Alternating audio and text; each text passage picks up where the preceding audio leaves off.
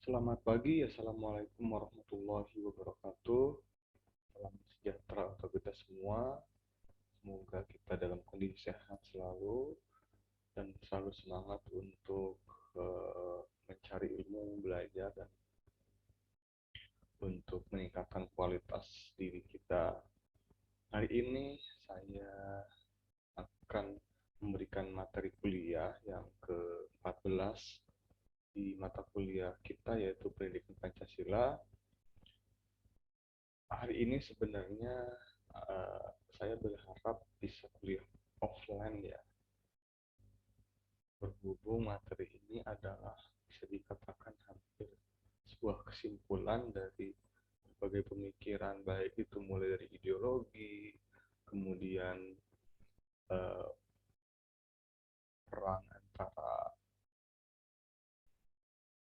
agama dan negara misalkan, atau berbagai informasi bahwa Pancasila adalah bukan ideologi negara ataupun bukan ideologi asli bangsa Indonesia, maka pertemuan inilah yang akan kita bisa dikatakan eh, kita simpulkan, kita rangkum, dan apa sikap apa yang harus kita lakukan terkait beberapa pandangan perspektif Pancasila yang selama ini kok selasa bingung harus memilih mana nih, Pancasila itu benar apa enggak. Maka hari ini judul materinya adalah Negara Pancasila atau Pancasila sebagai Jalan Kemaslahatan Bersama. Jadi Pancasila itu adalah sebuah jalan terakhir dari perdebatan baik itu agama, nasionalis, ataupun perdebatan ketika kemerdekaan harus memakai hukum agama ataupun hukum nasional, ataupun bagi Anda yang masih merasa ragu memilih Al-Quran atau Pancasila, saya taat kepada Tuhan atau terhadap negara atau terhadap Pancasila. Nah, hari ini adalah sebuah kesimpulan, sebuah rangkuman bahwa apa yang harus kita pilih ataupun kita kerjakan terkait tentang perdebatan perspektif hukum hukum ataupun ideologi negara. Hal yang paling penting adalah ketika kalian banyak berdiskusi, banyak membaca yang secara komprehensif, tentu akan lebih memperuncing, memperdalam eh, kajian ataupun hazanah wawasan tentang ideologi Pancasila. Tapi saya akan memberikan gambaran secara singkat tapi padat. Setelah saya berapa baca buku dari sekian banyak buku saya baca, pada akhirnya Pancasila ini adalah sebuah alternatif, sebuah apa ya kalau istilah ini, sebuah lokal jenis untuk menyatukan bangsa.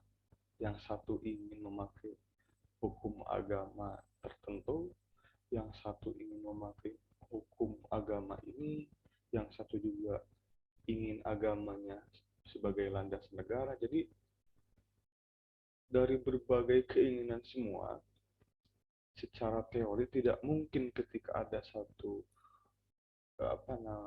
ajaran atau ideologi menggunakan agama salah satunya yang akan secara otomatis, oh ini peraturannya ataupun ideologi memakai agama itu tertentu, sehingga ya bagi agama lain, bagi suku lain, bagi etnis lain, atau bagi yang memiliki kepercayaan lain itu di luar ideologi mereka. Nah, ini Pancasila diambil dari seluruh, ataupun apa ya, tidak diambil dari seluruh dan diambil dari seluruh. Artinya tidak diambil dari salah satu agama, tapi diambil dari nilai-nilai kebaikan yang mencakup ke seluruh agama dan tidak bertentangan dengan agama manapun. Sehingga Pancasila ini bukan milik Islam, bukan milik Kristen, bukan milik Buddha, tapi milik semuanya. Buddha mengakui bahwa Pancasila itu adalah sebuah kearifan lokal, lokal genius. Lokal genius itu adalah sesuatu yang mutiara, mutiara pemikiran yang brilian yang lahir hanya di wilayah ataupun hanya dilahirkan oleh orang-orang Indonesia, tidak ada di negara lain. Maka dari itu, Pancasila ini merangkul keberagaman masyarakat kita, karena Pancasila telah hadir dalam berbagai perdebatan, berbagai klaim bahwa yang harus dipakai ideologi negara adalah ideologi agama tertentu. Dan saya harap ini ada sebuah kebijakan yang sangat adil untuk menyatukan bangsa yang sangat rumit, banyak ragamnya. Kalau kata Profesor Ajumardi Azra atau menurut Profesor Komarudin Hidayat, ini sesuatu ideologi yang sangat hebat. Belum tentu negara lain bisa menyatukan sebuah negara yang sangat-sangat beragam, tapi disatukan oleh ideologi Pancasila. Kalau ketika ada case ataupun kasus ternyata Pancasila belum mampu menyatukan, misalkan adanya bom bunuh diri, kemudian adanya yang Papua yang lainnya, itu sangat wajar. Tapi secara keseluruhan Pancasila sudah berhasil menghantarkan negara kita tetap berdiri tegak, kokoh. Kalau untuk hal-hal yang kecil itu sangat wajar bagi saya, dimanapun itu sangat wajar dan tidak ada pengaruhnya dengan Pancasila itu tidak kuat untuk dijadikan sebuah way of life sebuah negara kayak gitu. Jadi saya simpulkan, jangan melihat hal-hal yang kurang berapa persen. Lihatlah Pancasila secara keseluruhan. Sampai saat ini kita udah 70 sekian tahun, kita masih bersatu.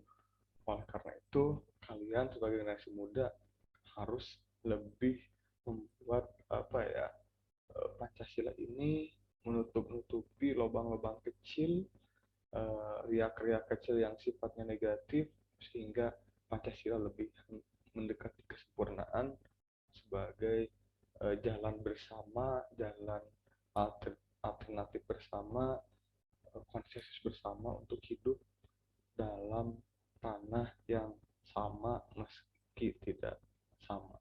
Atau kalau disimpulkan, kita hidup bersama walau tak sama kayak gitu. Itu adalah Bhinneka Tunggal Ika ataupun keberagaman. Baik, bagi yang merasa bingung milih agama, milih negara, itu sesuatu yang tidak bisa dibentur-benturkan, dan saya berharap ketika kalian memilih Pancasila itu bukan berarti melanggar agama, karena Pancasila itu ya hanya mengatur kehidupan berbangsa dan bernegara. Bagaimana para founding father kita ini memberikan solusi, memberikan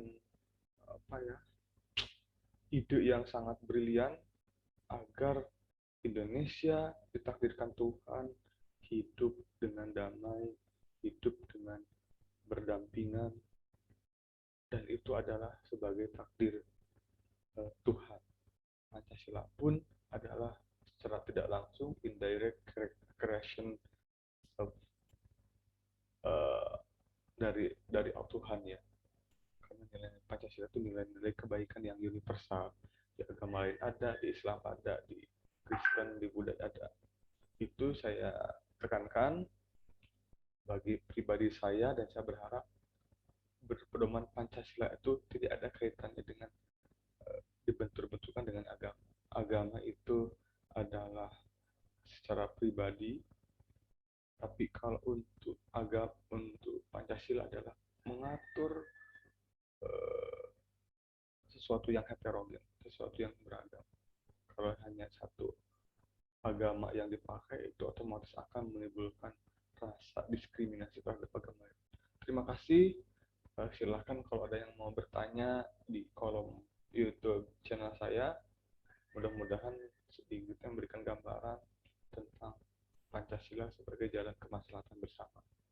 Terima kasih. Sampai jumpa di pertemuan selanjutnya. Assalamualaikum warahmatullahi wabarakatuh.